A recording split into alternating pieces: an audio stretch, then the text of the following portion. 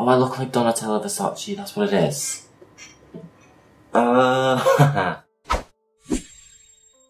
Hi, I'm Ava, and once again I'm here with a video based on a Season 10 Queen, and this time it's from the most recent episode's runway, Party Like It's 1969. I did Aquaria's look, because like Aquaria, I will be in my early 70s when it's 1969. I'll literally be 71, which is like, what, like 10 years older than RuPaul is now or something, so won't look bad at all. May look like this. I really loved her approach and her concept. I thought she looked really pretty, she looked really fun, she looked real interesting, so I just had to do it. So here's my take on it, and if you want to know how you too can do the look, keep watching.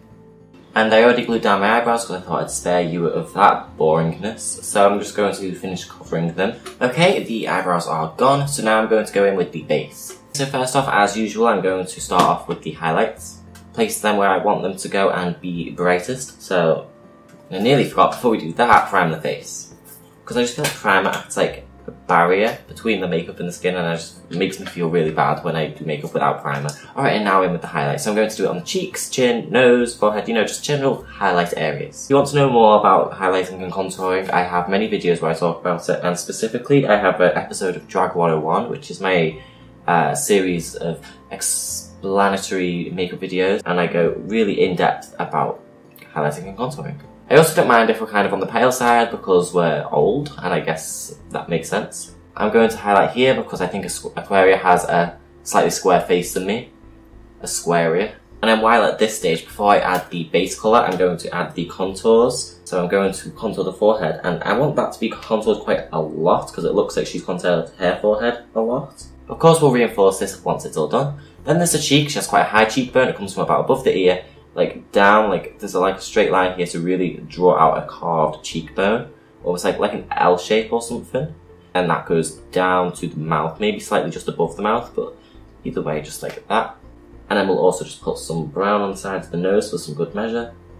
It's all very rough right now. And then around the eyes, because the eyes are going to be quite sunken in, so I just want to start plotting a dark colour around the eyes. The wrinkles and stuff is also done with contour, so I'll do that once all the base is fully blended in and clean and tidy, and I'll add the wrinkles after that. And then I'm going to take my standard base colour, which is 1W, and I'm just going to fill in the blank. And then blend, being sure to keep everything in the space you've put it, but also blend it all out just so it's blended. Okay, so there's the first round of blending done. You can see I'm looking a lot more contoured than normal, which I think ages me, which is good for this look. And I can see that around here is looking really pale, and I don't think it looks quite right. So what I'm going to do is I'm going to definitely contour around there some more, and I'm also going to just throw in some more contour and highlights and kind of just do them again, reinforce them. Darken this area here. That'll just help me look nice and old. You can kind of see it's already making me look older. Now I'm not going to do every like old lady trick in the book because she hasn't. She looks like a glamorous old woman. So it's like these lines here aren't going to be very harsh, but the cheekbones are going to be harsh. It's all like a lot of things like that. So you can look old, but not like the worst kind of old. Now I can see what Aquaria's done is actually these lines here, the nasolabial folds I think they're called, or some people call them like smile lines or whatever. A lot of people do them darkest here, and then they come out enlightened, but what Aquaria looks like she's done is they're not actually that dark here, but they're darkest around the mouth, which really suggests like a mouth movement. I'll just quickly draw, see what that looks like if I draw it in, just, you know, just darken the cheek area. I'm also going to just darken underneath my nose a bit. Okay, and then I'm going to take the white again, 070, and I'm going to just quickly highlight some areas I think need highlighting a bit more. So say I'm not going to lighten under my eyes, but I am going to lighten the apples of my cheeks. I might draw in a few details because I know I'm going to set it with powder and it's going to go a lot more like subtle. Okay, so what I'm going to do is I'm going to take just a little brush like this and just take it in the contour colour. And then I'm going to draw on where I want some of these lines to be. So the first one is going to be like this one, going from the end of the nostril to the mouth, but it's going to be heaviest in the middle, and I want it to go in this kind of shape, like a concave. I don't want to suggest a full cheek, I want to suggest like a sagging cheek, so very that. Looks like the cheek's being stretched, so it's just going to be a straight line just here. See that? And I'm also going to take it and just go right across the forehead a couple times to draw in a forehead wrinkle. They don't have to be even though, it's kind of better if they're not. And then where the cheekbone meets the mouth, I'm going to just see this jowl, which I've got a natural shadow there anyway. I'm going to just kind of do that to show like the lips are sagging or something. Okay, I may as well keep going then, and I'm going to draw in the eye bags. So there's just these bags that go out from under the eye quite a lot. And I think they really make it look quite fierce actually, especially combined with that smoky eye. But yeah, a good technique for finding wrinkles and stuff is to kind of pull a face that wrinkles your face and then colour in that shadow. That's one good technique for making yourself look older. Okay, so now where the eyebrows are going to end, which will be about here, I'm going to draw in just some straight vertical lines. It's just like some frown lines. And then I'm going to go down my nose and just contour it because she has a very contoured nose. And now that I've got most of the product off my brush, what I'm going to do is I'm going to just kind of blend these lines out with the brush as much as I can before I have to go back in with the blender, just because I think a blender is like really big. I'm going to go in with the blender and just make these look a lot more subtle, but not too much because I obviously don't want to undo all the work I just did as well. And if you think they look harsh, that is fine, because remember we are going to set this with powder and that's going to be a layer of powder over it, so that may make them look even less harsh, so keep that in mind. And then just before we set with powder, I'm going to go in with the white and just kind of complement these contoured areas. So say this eye bag, I'm going to just draw in with white. You also want to consider on what side of the line to put the white. So say for these lines, I think the white looks best on this side of it, because on this side of it, this is where it all blends out. So maybe I can contour and highlight like what's left of the cheek that isn't wrinkly, just to kind of really sell the wrinkle illusion. And very lightly blend these with a blender. You may even use your finger, that might actually work better, because they're smaller than a blender. Okay, cool, so that's all the cream part done, so then you can set this with powder. Just go in with like a translucent powder or something. I'm going to do the usual, which is the light areas with light powder, the dark areas with a normal powder and whatever. But I'm going to try and go like kind of light on the powder because I don't really want to go over all this work I did, so I'm going to kind of not cover too much of the contouring and be strategic with where I place it. Also put some contour loosely on my face in just the most contoured areas, just around here, just to stop them from getting too light. I'm not going to do any of the details yet though. We will get there.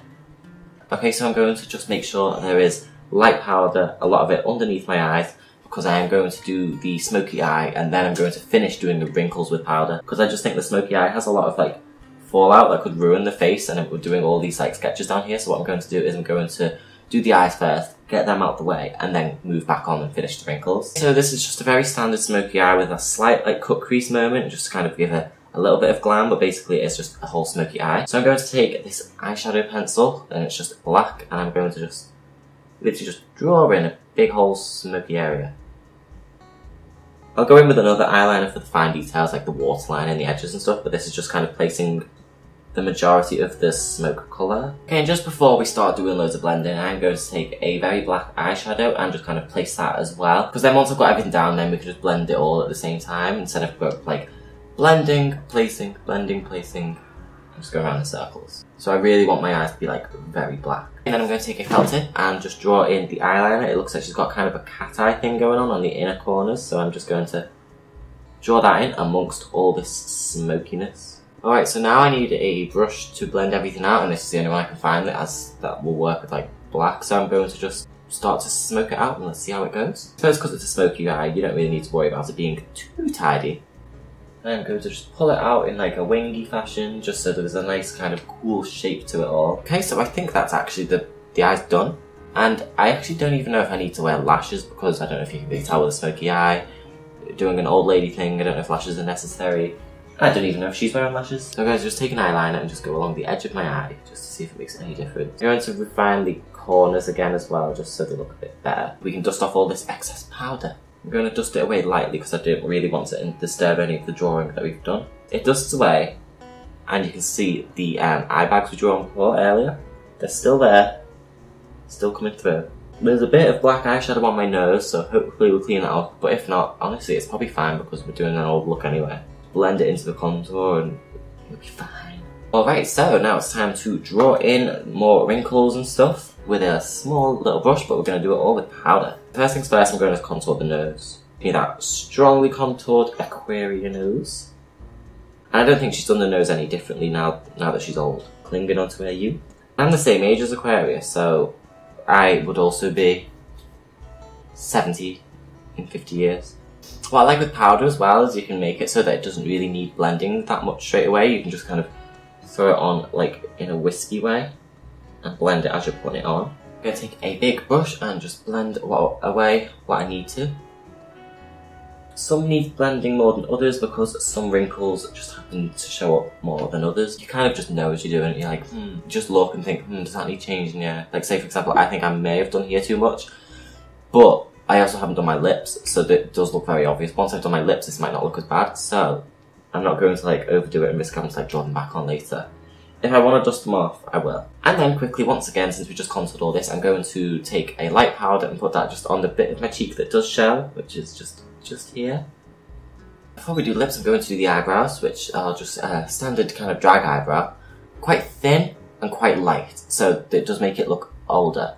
Like, because a lighter eyebrow does really age you. Remember when Kim Kardashian went to like the Met Gala with light eyebrows and she looked really old? Since then I'm always like, oh, I've got to have dark eyebrows. Never realised how much nicer dark eyebrows make you look, but we're doing light eyebrows, so I'm just getting the main shape of the eyebrow down with the pencil, and then I'm going to fill in the rest with a pomade because this pencil is running out. I'm going to take a brow pomade, it's in a blonde colour, on a flat angle brush, dip it in a saline solution, and then I'm going to just draw in the brow. I'm going to try and remain light there. Oh yeah, and this is a good colour as well. It's that nice kind of grey blonde colour. Maybe this lady had her eyebrows tattooed on, that's why they look so snatched. Okay, I think they're a bit wonky actually. And I think her eyebrows looked a bit angrier, so I'm going to try and just bring them in and down a bit. So she's like a sassy old lady. I'm going to go in with a white highlight and just kind of clean up under the eyebrows, and maybe I'll make them even at this stage. Okay, cool, there's the eyebrows done. Now that I've got all that on my face, I can dust that off. Stop me looking silly. And now it's time for the lips. It's just like a very natural nude colour in Aquaria's typical lip style. So what I'm going to do is I'm going to do that thing where I overdraw the corners slightly upwards, just to make my mouth look wider, and I think that's a technique she does, not so much these days, but she definitely used to. And then the lip just kind of goes up in an oval shape, disregarding any kind of Cupid's bow shape. I'll draw one in slightly there. And the bottom lip, as usual, just a nice straight bottom lip.